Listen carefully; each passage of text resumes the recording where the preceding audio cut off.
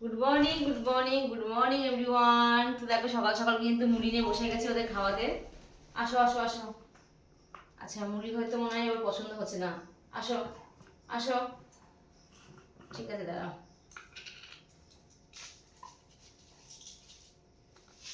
না চলো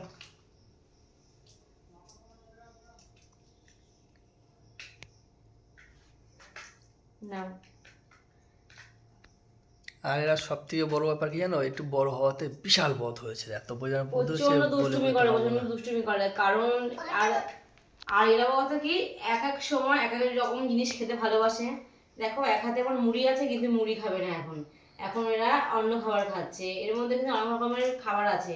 এর মধ্যে তোমার ম্যাশ রয়েছে, তারপরে অনেক রকমের মানে তোমার ছোলা রয়েছে, তারপর ডাল মসুর ডাল, অনেক অনেক অনেক ধরনের রয়েছে।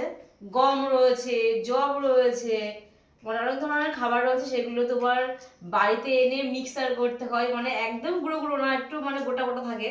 সেগুলো ওরা খায়, মানে ওদের খেয়াল খুশি।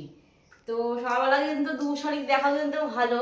তো দেখো সকালবেলা কিন্তু ওরা আমার হাতেই খেয়ে তারপরে সারাদিন তো ওরা খায়। যাই হোক সকালবেলাটা তোমাদের কেমন কাটলো, কাটছে বলো।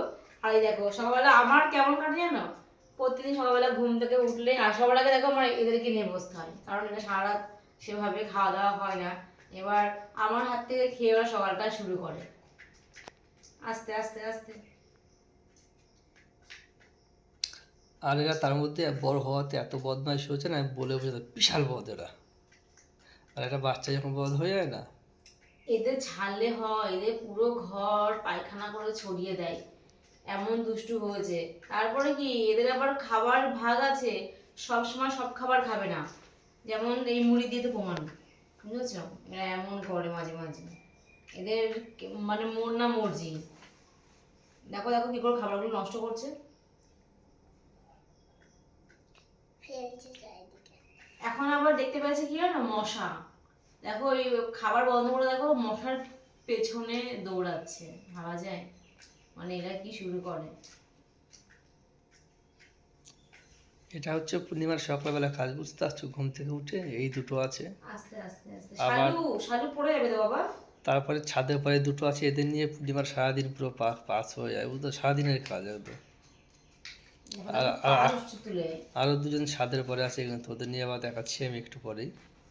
আরে পা তুলে দিচ্ছে, দেখো দেখো দেখো দুষ্টুমি করছিস কেন এই। হ্যাঁ নিচ দিকেও ঘা ফুটে ফুটে। তোমরা বলতে পারো এদের নাম কি রাখলে ভালো লাগবে? পূর্ণিমা তো শালু বলে, শালু শালু এদেরকে। বলো তো কি, হ্যাঁ কি নাম দিলে সুন্দর লাগবে এদেরকে? বলো তো, তোমরা বলতে পারবা কেউ? তোমরাই আমাকে একটুখানি কমেন্ট করে জানিও তো কি নাম রাখলে এরা মানে মানে খুব তাড়াতাড়ি এরা শুনবে।